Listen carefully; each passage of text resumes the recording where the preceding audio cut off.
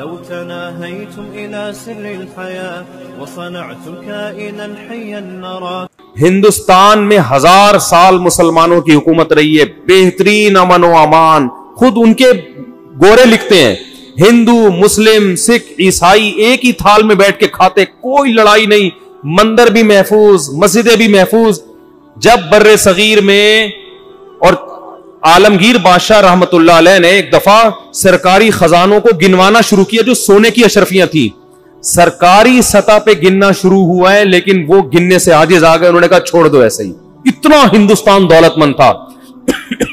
ہندوستان کے جو بحری جہاز تھے، لندن کے لوگ وہ اپنے ملکوں میں نہیں آنے دیتے تھے کہ انڈیا کے بحری جہاز دیکھ کر ہمارے بحری جہاز پھر دنیا میں کوئی بھی ہم سے نہیں خریدے گا. یہ تو آج لوگ مسلمانوں کے زوال کو دیکھ کے کہتے ہیں ایسا لگتا ہے یہ ہمیں، جیسے ہم اپنی دادی کو جب دیکھتے تھے نا، بوڑھی تھی تو ہماری دادی 80-85 سال کی تھی، ہمیں بتاتی تھی بیٹا ہم تو ایسے درختوں پہ چڑھا کرتے تھے، دیواروں پہ ایسے دوڑتے تھے. میں حیران، ہم تو بچے تھے، ہم نے کہا بھائی یہ کیسے ہو سکتا ہے یار، کیونکہ ہم نے تو ان کو بڑھاپا دیکھا. ہم بچپن میں سمجھتے تھے یہ ہمیشہ سے اسی طرح ہی ہے، یہ پیدا ہی اسی طرح ہوئی ہیں. میرا یہی کانسیپٹ تھا بوڑھوں کے بارے میں، یہ ایسے ہی ہوتے ہیں، یہ ریڈی میڈ ہیں. یہ بوڑھے جو ہے نا یہ ریڈی میڈ اسی طرح ہوتے ہیں، کیونکہ ہم یہ سوچ بھی نہیں سکتے تھے کہ یار اگر یہ ایسے تو کل ہم بھی ایسے ہو جائیں گے. ہم تو بڑے متحرک تھے، ہر وقت بھاگم دوڑم، وہ کھیلتی، یہ پبجی تو تھے نہیں اس وقت. ہم لوگ مارم پیٹی کھیل رہے ہیں، وہ چھپن چھپائی کھیل رہے ہیں، برف پانی کھیل رہے ہیں، اور سارے بھاگ پٹو اب کھیل رہے ہیں، اٹھا کے مارا وہ بھاگ ہے، پھر وہ جوڑ رہا ہے یوں کر کے سو جا رہا ہے، بیٹا کہ یار لگ گئی ایسی کی تیسی. تو ہمارے ذہن میں بھی نہیں تھا کہ ہم کل ایسے ہو جائیں گے. تو ہم یہ سمجھتا تھا ہمیشہ سے ہی ایسی ہیں یہ ہماری دادی، اللہ مغفرت فرمائے ان کی. تو آج مسلمانوں کا جو زوال ہے نا، جس کا سبب وہ لوگ بنے ہیں، نچوڑ کے لے گئے پورا ہندوستان، ٹھیک ہے. تو اس زوال کا جو سبب ہے، تو آج دنیا یہ سمجھتی ہے کہ مسلمان ہمیشہ سے ایسے ہی ہیں. تبھی تو میں کہتا ہوں ارطغرل ڈرامے کو میں کیوں حرام نہیں کہتا، حلال بھی نہیں کہتا، میں اپنے کندھے پہ رکھ کے بندوق چلاتا ہی نہیں. مسلمانوں کی ایک ہسٹری دکھائی جا رہی ہے، بھائی ہمیشہ سے ایسے نہیں ہے. ہمارا خلافت عثمانیہ، آپ کو پتا ہے رشیا سے پہلے سپر پاور کون تھا؟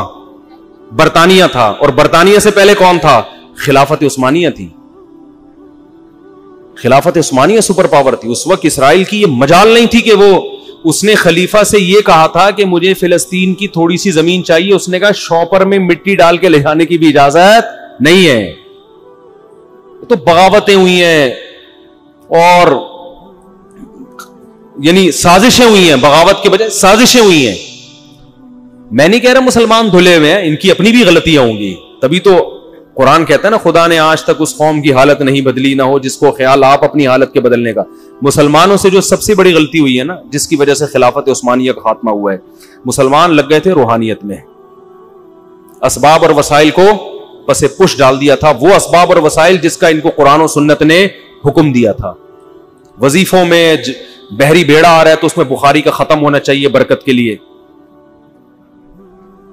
اور اس طرح کی چیزیں شروع ہو گئی تھی جو کرنے کے کام ہے. بھائی تمہارا پریس جب ایجاد ہونے کی بات آئی، یورپ نے پریس ایجاد کیا، ان کی کتابیں لاکھوں کی تعداد میں دھڑا دھڑ چھپ کے مارکیٹ میں آ جاتی، اور ان کے کاتب بیٹھ کے لٹریچر لکھ رہے ہوتے تھے کہ پریس میں جب جائیں گی تو ادب کے خلاف ہو جائے گا، ادب کے خلاف ہوگا تو پھر ادب میں کر لو پھر بیٹھ کے. او بھائی ابھی میڈیا میں مقابلہ ہو رہا ہے. یہ بالکل ایسے ہی جیسے آج بہت سے لوگ کہتے ہیں کہ علماء کو میڈیا پہ نہیں آنا چاہیے، اس سے شو بازی. ایک مولوی صاحب مجھے کہنے لگے دیکھو علماء جو یوٹیوب پہ آ رہے ہیں کیسی شو بازی میں کرتے مرتے پہن کے، اس سے شو بازی پھیل رہی ہے، اس سے کرن ناز کو انٹرویو دینے کی نوبت آ رہی ہے، ایسے خراب ہو رہے ہیں، برباد ہو رہے ہیں، یہ ہو رہا ہے وہ ہو رہا ہے. بیٹھے رہو بند کمرے کے اندر میرے بھائی، پھر کر لو. گورا کیا کر رہا ہے، باطل فرقے کیا کر رہے ہیں؟ وہ اپنے 5 منٹ کے کلپ کو چند لمحوں میں ملینز لوگوں کو سنا دیتے ہیں، اور آپ اس کا جواب ریکارڈ کرا کے 5 آدمیوں کو سمجھا رہے، اور ان کو بولو ہر آدمی اپنی ذمہ داری پہ 5 کو یہ ٹرانسفر کر دے. 100 سال کے بعد وہ 50 آدمیوں تک وہ بات پہنچے گی اور پتہ ہی نہیں چلے گا کہ وہ بات اصل میں ٹھیک ہے. تو جو حشر ابھی ویڈیو کیمرے کے ساتھ ہو رہا ہے نا، وہ کرن ناز پہ تو اتنا مجھے ملامت کی ہے. میں نے کہا بھائی نہ میں اس کے سامنے بیٹھا نہ وہ میرے سامنے آ کے بیٹھی. اب میڈیا ہمارا تو نہیں ہے نا کہ ہم اپنی شرطوں پہ رکھیں. اچھا جب جہاں اپنی ضرورت ہوتی ہے تو ساری چیزیں, جہاز میں مس گیدرنگ ہوتی ہے کہ نہیں ہوتی؟ اب آپ پی آئی اے جہاز میں سفر کرنا چھوڑ دو کہ انٹیوں کو الگ کرو اور جینٹس کو ادھر بٹھاؤ. آدمی کہتا ہے بھائی اسلام آباد پہنچنا ہے, میری شادی ہے, مجھے ولیمے میں جانا ہے, ابا کے جنازے میں یا دادا کے جنازے میں. بھائی اب کوئی کہے بھائی بس میں چلے جاؤ, وہاں مس گیدرنگ نہیں ہے, وہاں لیڈیز الگ ہیں. ابے چھوڑ بس اپنی جب بنیادی ضرورت ہوتی ہے میرے بھائی تو پھر سب چیزیں کیا ہوتی ہیں؟ جائز. تو ایک اسلام کی بھی ضرورت ہے کہ ابھی ہمارے بڑے حضرات یہ کہتے ہیں کہ اس وقت امت مسلمہ کی مثال اس بیمار کی ہے کہ ایک آدمی کو شوگر ہو, ہارٹ پیشنٹ بھی ہو, بلڈ پریشر کا مریض بھی. اب ڈاکٹر اگر کسی بھی بیماری کو چھیڑے گا تو دوسری لازمی متاثر ہوگی. اب ایک حل تو یہ کہ ڈاکٹر کہ یار اس کا اگر ہارٹ کا آپریشن کروں تو شوگر بڑھنے کا خطرہ ہے, شوگر کو ٹھیک کرنے کی کوشش کریں تو پتہ نہیں کتنی ٹائم لگے گا, ایسا نہ ہو ہارٹ اٹیک ہو جائے اس دوران, اور بی پی بھی کنٹرول نہیں آ رہا, تو ایسا کرو اس کو دفنا کے آ جاؤ. ایسا ایک حل تو یہ کہ کچھ بھی نہیں کرو, کیونکہ جہاں چھیڑو گے اس کے دوسرے سائڈ افیکٹ, یہ بہت اہم پوائنٹ کی بات ہے, اس کو نوٹ کریں, بہت سے مسئلوں کو حل کرے گا یہ اصول. جس چیز کو چھیڑو گے دوسری بیماری متاثر ہوگی. عقل مند کیا کہے گا؟